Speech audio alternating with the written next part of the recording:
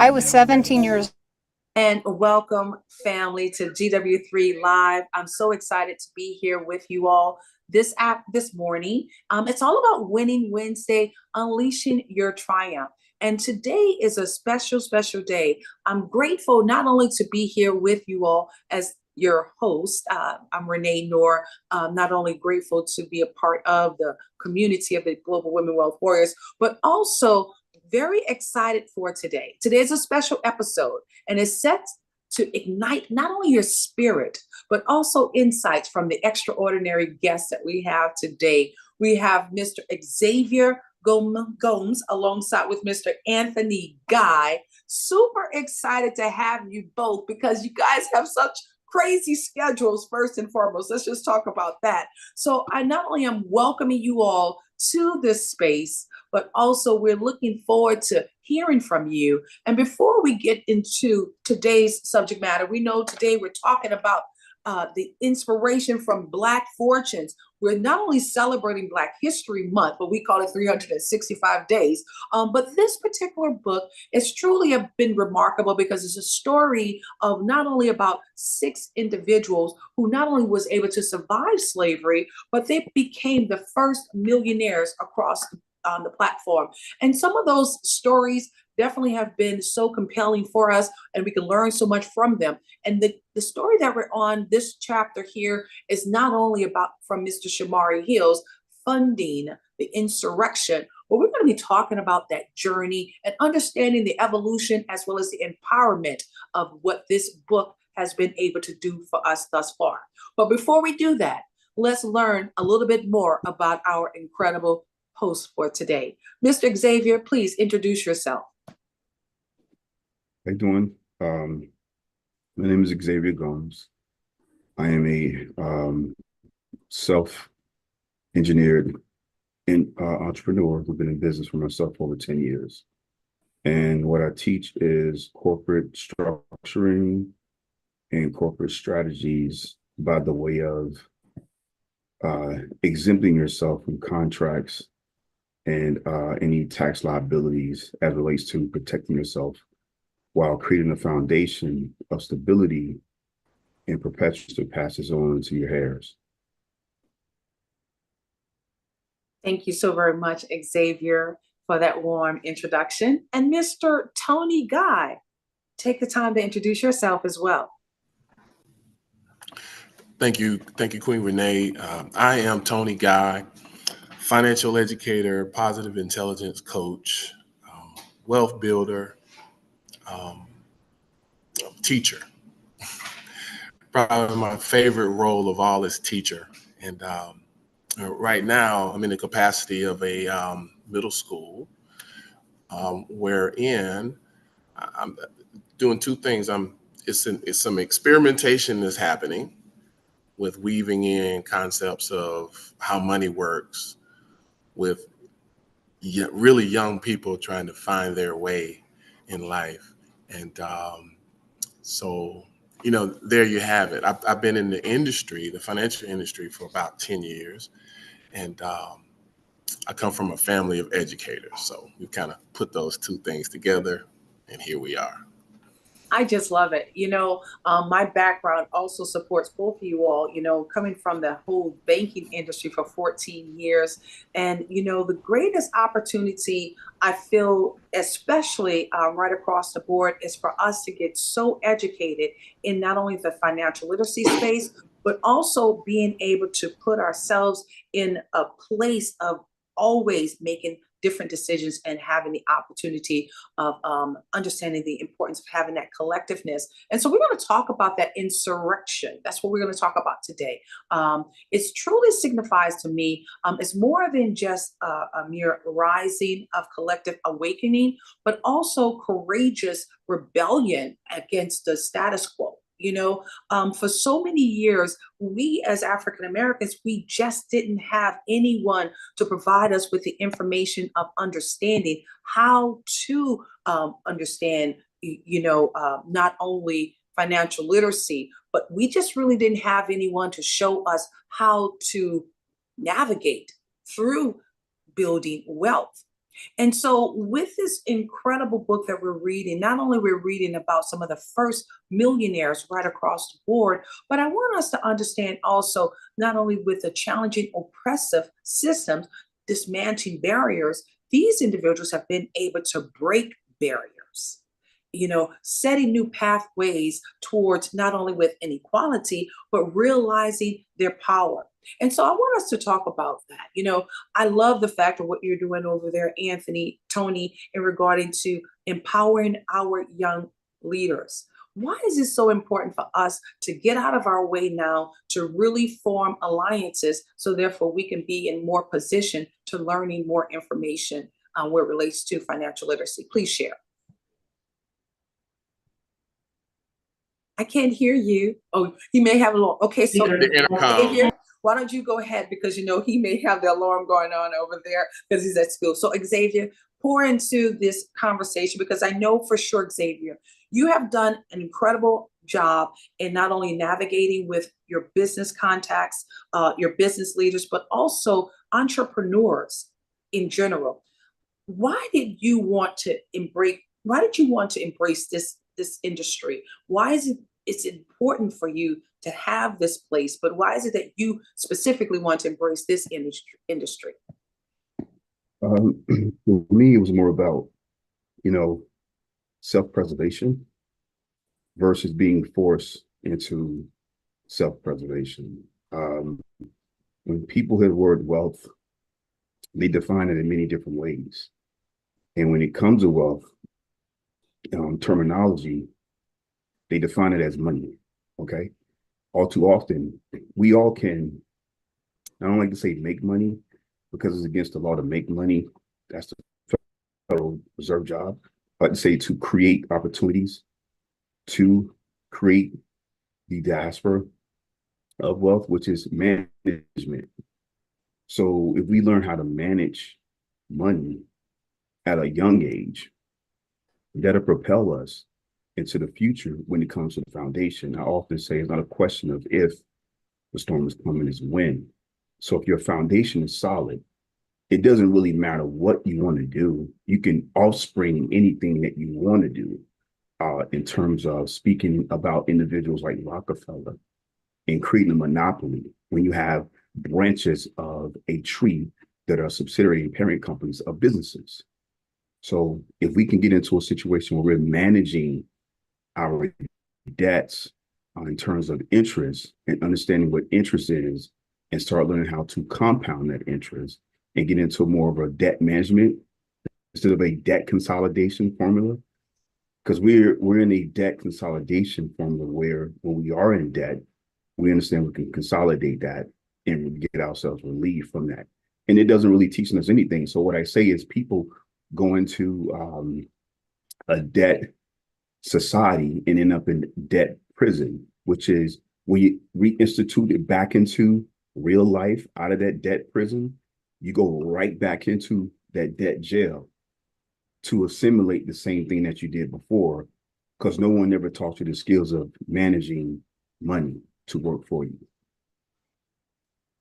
That's a powerful analogy and well said, Xavier, especially when you say back into prison. And we know when we go into prison, we totally block ourselves from being able to think outside the box as well. I know for sure you want to pour into this as well, Tony. So go ahead on and take the time to do so. Well, first of all, I appreciate what Brother Xavier just said. I'd say he's a great teacher. This is my second time encountering him, and he is indeed a real teacher. In education, it's all about connecting dots. And so like our young people, well, that's a broad thing because there are different type of young people, different demographics, right? Different communities, different socioeconomic statuses of the families and all of that, different thinking patterns. So kind of where I am, what I've learned, and I have to tell you, I'm learning so much in this environment. Mhm. I'm learning and it's constantly being reinforced why it is that we don't have the wealth that we sometimes think we should have. Mm-hmm. And it just really comes down to habit and thinking. It's habit and thinking. So the young people that I work with, they're, 11, 12, maybe 13, maybe a little younger. They already have habits. Mm-hmm. At this stage, they already have habits that if they continue on that trend, Mm-hmm. they will be in places that they will look back and have lots of regret, right? Whether it's financially or just their capacity to be free and move around. Like we talked about prison and things like that. So attempting to bridge the gap between where these young people are, and they're all different. Mm-hmm. They're not the same, even.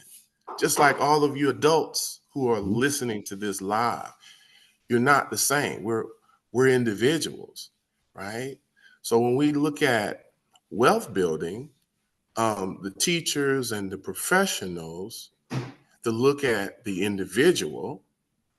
And because many people in the industry don't necessarily have the capacity to look at a mind, look at an Mm-hmm. individual, Mm-hmm. and survey like really where they are Mm-hmm. in terms of how they think. Okay. We know that building wealth is very intentional, right? Mm-hmm. It's an intentional process.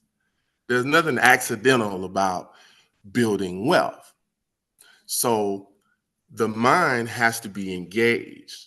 So here we talk about concepts, and concepts are abstract things Mm-hmm. until they're connected to the actual life of the person, right? So all of these concepts in financial literacy, like the rule of 72, the time value of money, um, and all of those things, right? Mm-hmm. The what happens when if you lose a certain amount of money in terms of, let's say, in the market, what do you have to gain in order to come back to the baseline? And these are just concepts. And for a lot of people, it's very boring. It'll just put people to sleep. And it's our job, Xavier, myself, Renee, to connect the concepts with the actual life. So I'll do. So to expound on what the brother was saying, Yes. until we can come back on, we have to understand when we in a school, we actually go to school, there's a training. Okay. When the children come home, there is no training. There is more of a raising mentality. And the first uh, line of business is how you run your household. I govern, my house as a business. So we have to give our children steps that they're actually actionable steps, as you call it, which is, taking out the trash, washing the dishes. These are things that kids don't like doing.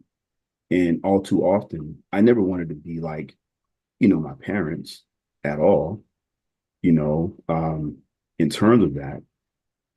But at some point, as they get older, you want to model yourself as an example of what you actually view, which is structure.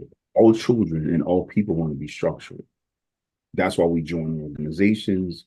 We go to different churches. We go to different institutions. Whether we join in a gang or a clique or a social environment, these are all structured environments that the mind goes, I want to be a part of something, you know, and being a part of something, I feel like I have some relevance, some foundation that goes along with that. So training is key when we're starting at home with our children, even with ourselves. Like one of the things I do when I get up in the morning, I make my bed immediately, then I pray. So I have steps that I actually do first, which are those are my disciplines. So no matter where I am, I take those customs and that culture with me. Now, guess what? If I'm in your house, you don't have to come behind me because culturally I'm doing those things.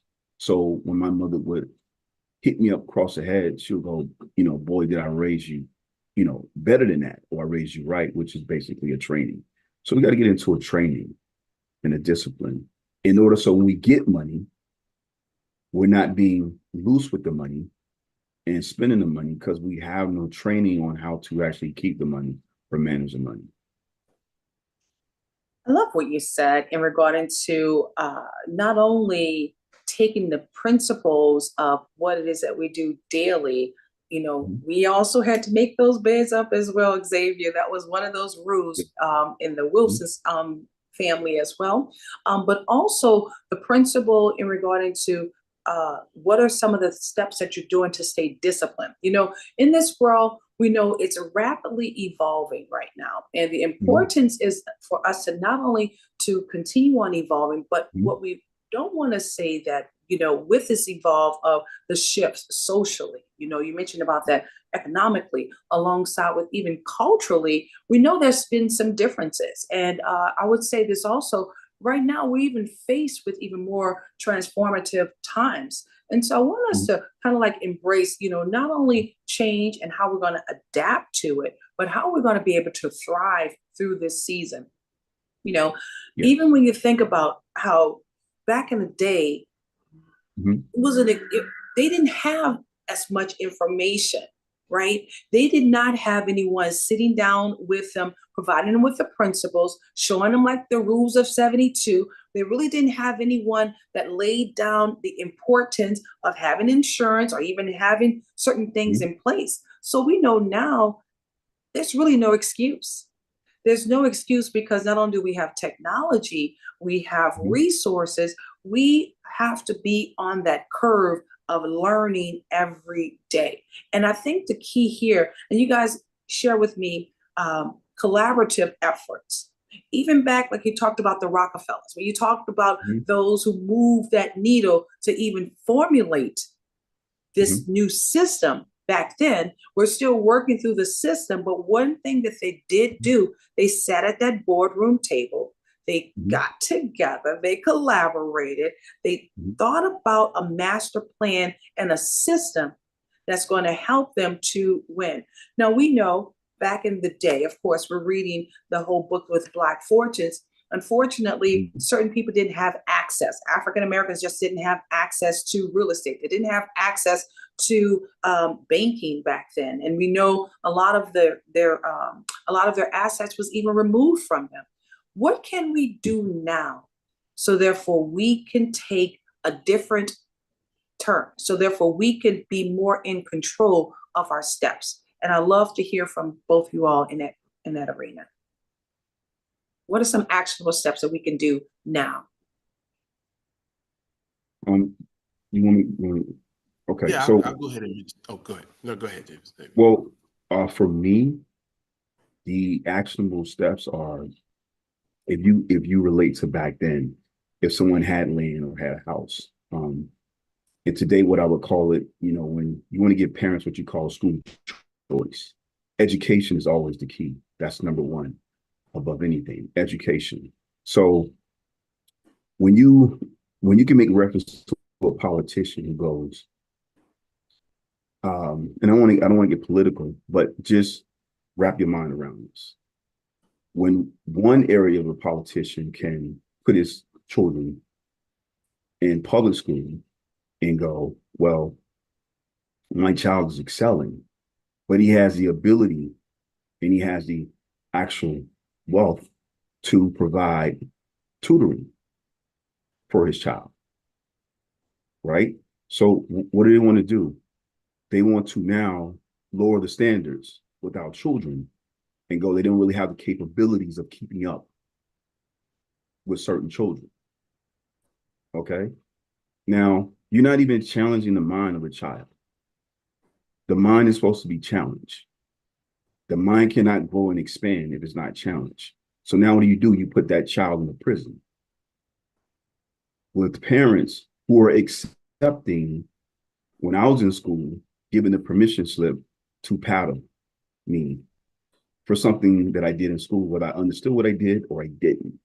So the parent that don't understand what they're doing, when they sending their children into a house of fire by telling their child, we're going to lower the standards for you because we don't believe you have the ability to pivot or adapt or learn the way this other child is learning, right?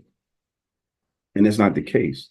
That's why I said, for me, I am reaching out to parents. I'm reaching out to children the way Disney is doing. If I'm training your child in a Zoom session or in a class like my brother here, I need to talk to the parent. What are you doing at home? What is your finances like? You know, what is your day-to-day budget like? What is your procurement budget like? Why are you taking your old budget and then going to buy a new car and start a new procurement budget? So if the mother don't understand, then guess what? The child is the example to work with the mother to watch the same movie and being forced into the same environment. So for me, it's both parents or one parent and the child or the children. Education is the key. Well said, Xavier. Well said. Tony, unmute. So prior to this assignment, I was mostly talking with adults and who are parents, many of them. And so now I'm working with young people as well. So to Xavier's point, oftentimes the parents need every bit of, like, right here what their children are getting, like, and I mean every bit of it, because I haven't met a person yet that has said like 100% that they learn from school or home, to be exact, just exactly how to build wealth, exactly how to grow money or build a financial legacy or any of that, you know. Um, so that we talk about challenge. Well, that is the challenge. Um, that is a challenge. It's a challenge for me. And as a result of that, I'm growing. I'm growing tremendously as a result of this challenge because it's forcing me to really think like way out of the box. Mhm. I'm calling parents and just inviting them in to have the conversation. So your question was, what are actionable steps? For where I am right now, I'm just saying I don't really exactly know for sure because there's so many we talk about like prerequisites that prepare you for like the thing. I mean, Mhm. whether it's sports, let's say if a person doesn't really know how to dribble the ball, Mhm. they're not going to really play basketball very well, like regardless, even if they can shoot. And just giving the ball, he just throws it up, right? He's going to have to dribble. He's going to have to pass. He's going to have to do some, he's going to have to play some defense. So because none of this was taught in school, to Xavier's point, I would say to some extent, financial failure was taught in school. Mhm. Many of our students, as well as parents, never really caught the wave of, well, okay, I may not really know what I want to do in life, but I need to make some money. And so what a lot of people did, they just took whatever they could get, as opposed to there being some kind of guidance around actual career choice. Now, this may seem like I'm getting away from what we're talking about, but like what you do, like where you work, the vehicle that you utilize to generate income actually matters. It actually matters. And so, actionable step, parents could really kind of open up the financial vault and actually show our children exactly how our family economy actually works. You know, whether we make 30, 40, 50, 60, whatever, right? If it's combined with the husband and the wife, like our young people, as well as ourselves, must actually look at our personal family economy. So that's an actionable step. I had to come to that after I went around the mulberry bush. Is to, first of all, just really look at where we actually are.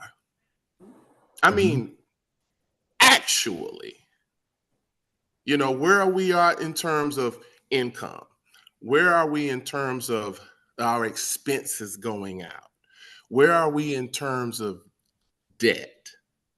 All this is the starting point for developing an actual course of action for the future to build wealth. In fact, about it, so many of us are not even ready to build wealth because statistics show that so many people don't have enough money to take care of a $400 to $500 emergency. And this is irregardless to income. You have people who have a higher than average income in their certain place where they live, but when it comes down to cash flow and when it comes down to the ability to really take care of the things of life, a lot of times people are really just lacking because they lack in attention on the right things when it comes to their finances. Okay. So the number one thing would just be to really look at exactly where we are without judgment, which is the hard part for most people. I think it could be. I'm Go ahead, Xavier. I don't mean to cut you off. So right now, the point in my life, an actionable step for me is basically is force. We got to get to a point where we get upset. I don't think we're angry enough. Our parents, and you got to study that word parent. Parent is a parent of a company. I don't blame the other institutions for their process and their systems. In fact, I love our way of government. I love the Internal Revenue Service. I love those things. Why? Because I understand there are people that are inside internally that are bad people, and they're just people. So in terms of parents, we have to understand what these words mean. And when I say our parents have failed us, they failed us tremendously because unfortunately your children cannot inherit your job. Okay.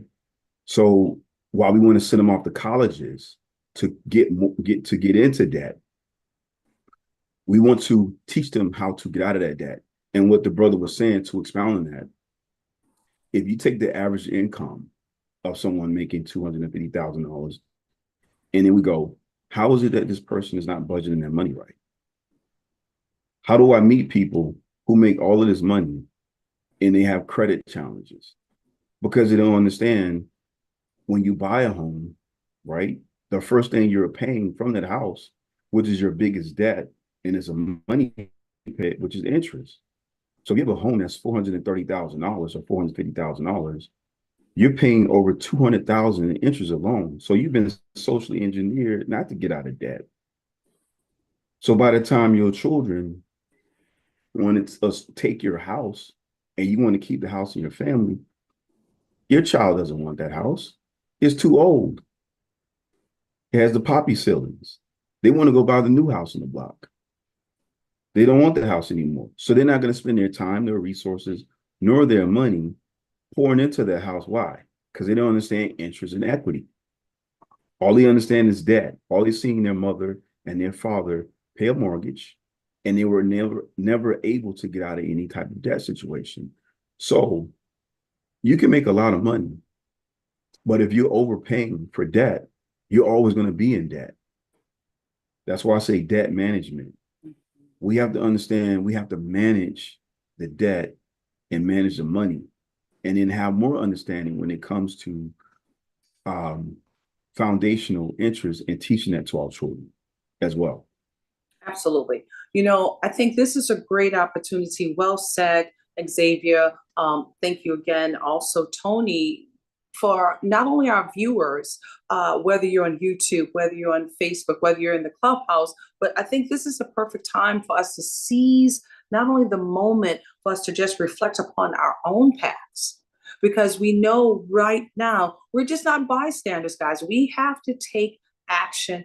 And in addition to taking action, we have to put ourselves in this channel so therefore we can have that spirit of insurrection. That's what we're talking about. That's the audacity to change the norms, to be able to have that courage to embrace even that discomfort, because that's what I was hearing. A lot of us are having the discomfort, even just talking about money and how to resolve certain things that we just didn't have any knowledge about. So not only is it important for us to get in a community that want to educate you, but also get into a community that wants to challenge you as well in learning this information. I know one of the things we were talking about, Tony, we're coming up upon our March event, and truly with the March event, excuse me, March 1st, we're looking to have a 90-day challenge of how we're regaining not only our health, our finances, but also getting ourselves in position so therefore we can navigate in our own journey, because it is up to us for us to live a successful life. We know we are not able to wait for anybody to give us these opportunities. We are going to have to seize them. So again, that's what we're working towards, not only embarking upon this as a learning curve, but it's a journey of self-discovery as well as empowerment. You all mentioned in regarding to the parents. Sometimes the parents just don't know what they don't know. I was one of those parents that just did not know what I didn't know. So you know what I wind up doing? I put myself in play. And I will say this, thanks to one of my girlfriends. She said, "You're going to get into this banking industry." I'm like, I'm not cut out to be a banker. But I'm glad that she pushed me into that direction. So therefore, it gave me the fundamentals, just the fundamentals of just understanding how to create money. Like we all know how to make money, but we don't know how to really maintain it, how to grow it, how to multiply it, and how to compound it, and then how to invest. Please put in the chat, because we definitely need to become more investors for 2024. These are now us taking the lead in regard to reclaiming our lives. While we're reading this book, Tony, not only am I grateful for the journey of these incredible leaders, how they were able to see that they deserve more, that they wanted more. They didn't really know that they were breaking barriers back then, Tony. But one thing that they did know, that they wanted more. And if you're a person that's watching us right now, if you're listening to Tony alongside with Xavier, and you want more, you're going to want to engage in what we're doing that's taking place March 1st. And it's going to go all the way through May. Not only is it about your self-improvement, but it's going to be about you taking massive action and not waiting for things to happen, but creating an industry, creating a lifestyle that you were destined for. And so we're going to say, you can count on us. You can count on Xavier. You can count on Tony. You can count on Renee to ensure that we're going to help pave the way for a brighter future. But you know what? You're going to have to take the action. You're going to have to want it. I mean, what's more frustrating is someone give you the opportunity, right, Xavier? And no one takes the action. No one go into play. I mean, that has to be probably one of the most frustrating moments I mean, for most of us. So I always say this, guys. Number one, always be coachable and teachable. Coachable and teachable. And for every 90 days, you're going to be learning something new each and every day. You see, you have to be in flow, and that's how currency works. The whole premise behind currency is about the movement. It doesn't stand still, because if money stands still, guess what? It's almost like it's dead. So, Xavier, I want you to pour into the viewers, and then, of course, Tony, you can pour into the viewers as well. What does your 2024 look like? What are some of the things that you're challenging yourself? Whether you're challenging yourself or you're challenging those that you're impacting for 2024? One of the things I'm doing is challenging myself to put myself above the equity position that I previously in the previous year. Also to put myself in a more controlling environment when it comes to the new debts that are being created in terms of managing that, to propel me into 2025, because we don't really know, unfortunately, who is going to be in the White House. So often say it doesn't really matter who's there. You want to kind of control your steps or what you do. In terms of me and what I'm doing, the things that I'm challenging people on is, hey, listen, I want to teach you, and it's not going to cost you anything. The only thing I want you to do is take what I'm telling you and apply it. And once you apply it, then we can build off of each other going forward. So I'm challenging individuals, and I'm giving them goals. I'm going, hey, do you want to make $1 million in real estate every year? Here's how you can do it. Find 5 properties that are over $200,000 and do an option on it. Okay. And understand that you're not an agent, so you don't have to get a commission, but you get a fee by way of acquisition. I'll give you an example of what that's like. In high stakes real estate, that's high stakes. Why is that high stakes? The reason why that is because there's only one Ritz-Carlton in Atlanta right now, downtown Atlanta. There used to be another Ritz-Carlton, they renamed it the Whitney. Mm-hmm. What most people don't know, there's a group called King Authors Investment Group that started the city of Sandy Springs. It's an investment group. Now, Sandy Springs slowly worked their way out of that debt. How do you work your way out of that debt? In high stakes real estate, in terms of a hotel, they don't want to sell that hotel. They got into that business to make money, but they also understand interest. They didn't go into business to go into debt. So right now, all of the loans are coming due for hotels by way of loans with banks. So they only have 2 options. They have to find a buyer, because they're going to sell that property for $50 million. Because currently, right now, in order for them to refinance that hotel, that is the Ritz-Carlton in downtown Atlanta, if they refinance and pull out money, guess what? It doesn't really matter if they pull out $20 million, because why? Their interest will be so high, that's all they'll be paying back. So if you understand that, then you understand the economics of money. So when I tell people, why are you being charged interest on your own money by way of a secured credit card? You're paying interest on your own money. So you're losing money. You're better off just saving it and actually putting it into things that's going to earn back to you, which is, guess what? Real estate. So if you want to take down an acquisition, you can always broker a deal. You don't need a license to do that. This is why you also record what you do as a broker on your HUD-1 statement when it comes to a fee. Real estate agents take commission. So then when we start to understand words and what commission is, only agents take in commissions, we take in fees. So I often say, if you own a home, you're not a homeowner. You are in the real estate business, you just don't know it. So when we refinance that house and you pull that out, are you in an equitable position where the interest rates are low? Because what you're doing every year, you file on the homestead exemption. So you're taking that interest and you're trying to have a tax incentive by doing so on your homestead exemption. So when you understand money and how to manage money, and manage debt, when you refinance, you'll go, I'm not going to refinance now and pull out money. I'm going to wait. And then when I do pull out that money, I need to make sure it's working for me. Why?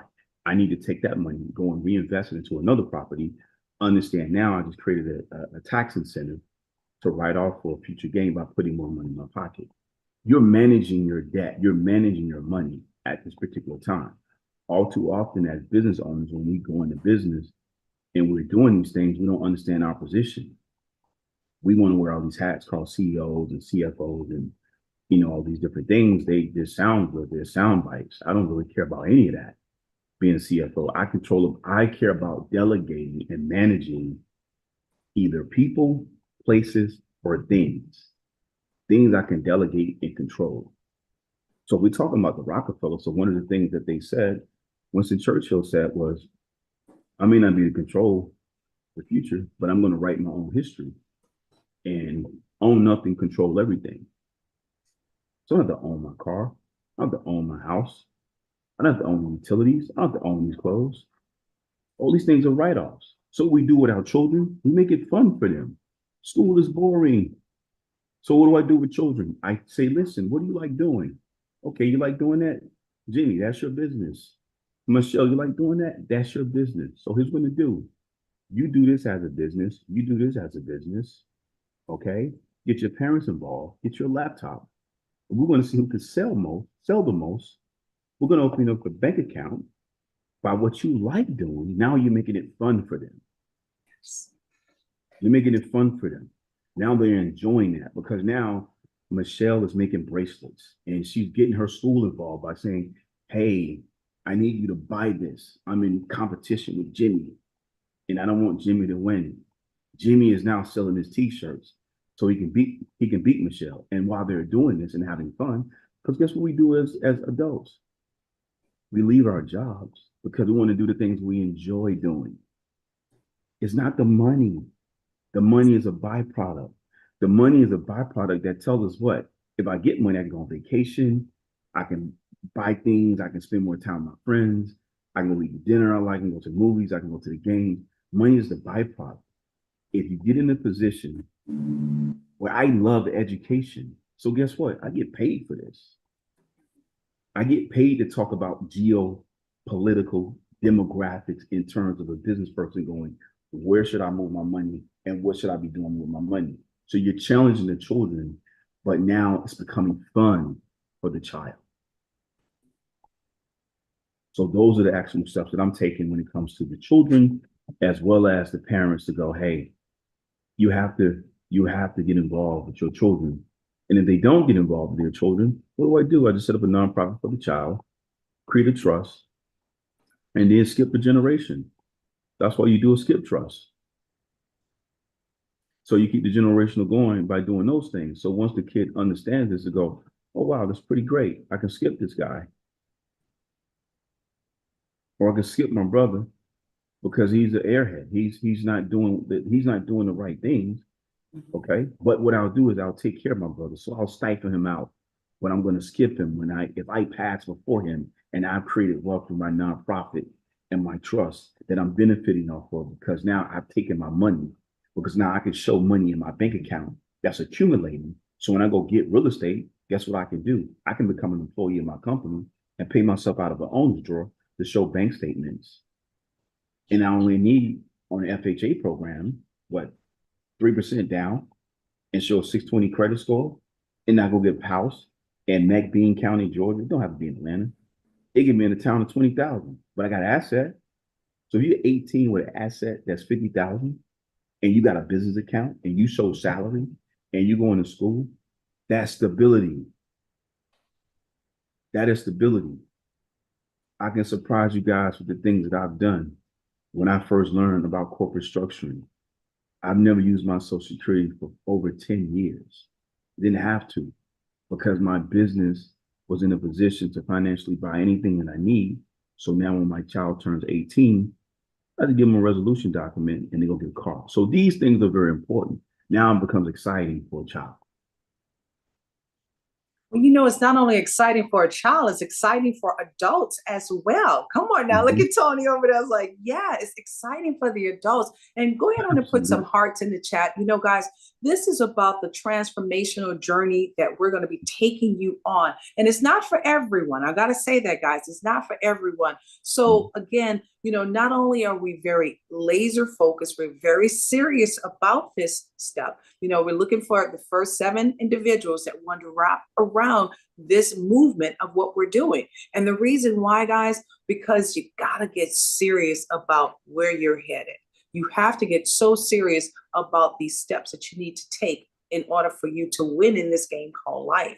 We're Mhm. not out here just lifing and existing. We're about being creative and being innovative. So therefore we can break more barriers. Mr. Absolutely. Tony, love to hear from you. And thank you so very much, Xavier.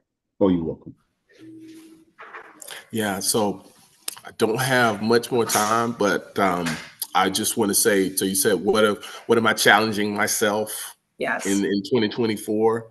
Well, number one, I have about 30 more pounds of fat to just blast off of my body, and so I'm handling that. You know, we say health is wealth, Mhm. and it is, and wealth is other things as well. But that's a piece that in 2024 I have taken more ownership in. Um, and what I've noticed already is that as my health improves, my ability to think and build wealth also. My clarity of thinking, being able to hear an Xavier and get it. You know, it's like, oh, whereas maybe at one time in my life, I would lag and maybe I'd write it down, but I wouldn't take action, or maybe I wouldn't reach out to someone like myself or Xavier, you Mhm. know. Um, as far as my business goes, my goal this year is to help at least 100 families, okay, create what's called a family office. You know, we mentioned the Rockefellers and things.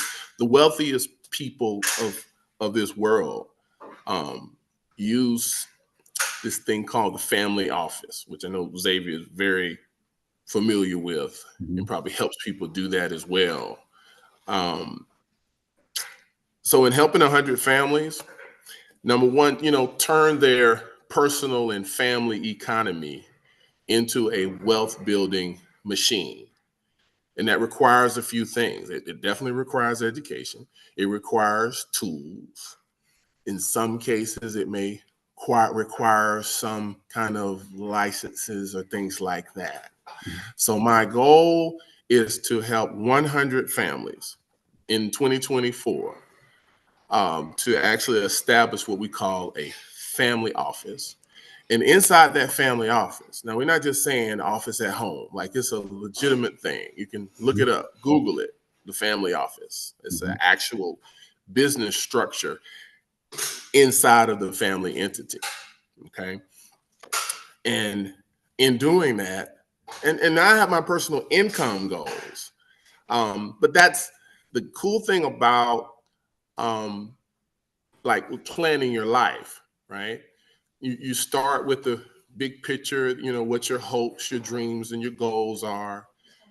We get real about the economics of it all, and then you look at how that can, you know, like what you have in play to generate that type of money.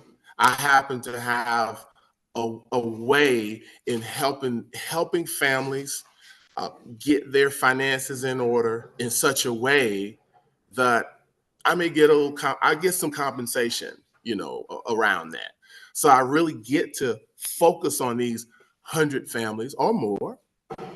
I get to have fun. I get to celebrate their wins, Mhm. you know, while we're all winning together, and then be able to pass them on to a Xavier, because there's so many people who just don't have that prerequisite thinking around money and wealth to even appreciate what Xavier is speaking on. And I appreciate you, brother. And I appreciate you, Renee, for allowing me to be on this platform with you today. Absolutely. I Thank think you. also Okay. it really comes down to discipline. You got to be disciplined, you know, discipline and having discernment where we are headed is something that's going to be a part of that self-discovery, because as every day we know life brings us something new to be able to embrace. And so if we take the necessary actions to put ourselves in play, to stay prepared, then that will give us an opportunity to make better decisions. One of the things that's really, really important, the more educated you are about a thing, the better responses and the better outcome you're going to have. Because it's, to me, it's about also being driven for results. That's one thing I truly, not only growing up from New Orleans, Louisiana, it was always a drive for excellence. And so that's what we're going to be striving towards for 2024, setting ourselves up with goals. And congratulations to you, Tony, in taking the ability to lose your weight, but also understanding that you have a few more pounds to go. And I think that's wonderful as well. So congratulations to you in our journey. That's going to be a part of it as well, because you're right. We got to stay on top of our health. If our health is not in order, there's no such thing as wealth at all. So I just want to say thank you both for tuning, for being a part of this program today. We know we have engagement for those who have been watching us either on YouTube, right there in the clubhouse, and then of course on Facebook.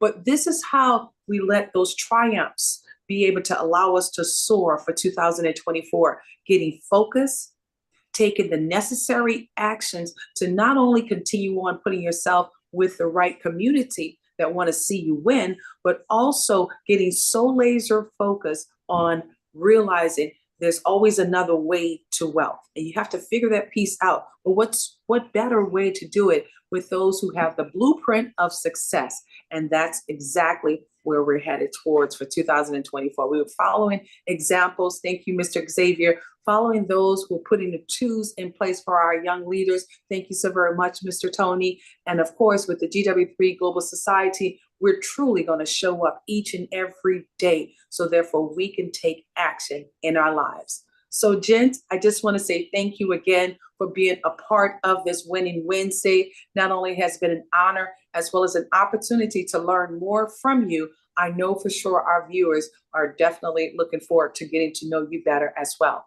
And my word is always, it's time for us to go blaze the universe. But in order for us to do that, we got to roll our shoulders back. We got to keep our heads up, because the world needs another game changer. And that game changer is YOU. So guys, we look forward to seeing you on the other side of your greatness. Until then, bye for now. Thank you. Thank you, guys.